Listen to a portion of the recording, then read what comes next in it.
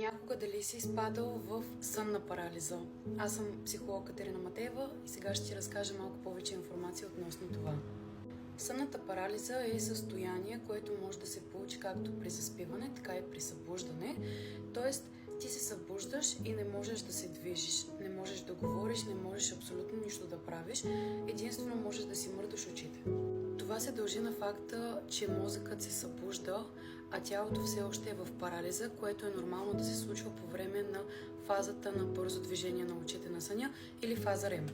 Сънната парализа често е придружена от халюцинации или от усещане за натиск в гърдите, което може да бъде изключително страшно, особено за човек, който изпитва за първи път сънна парализа. Сега ще ви изброя някои от характеристиките на сънната парализа.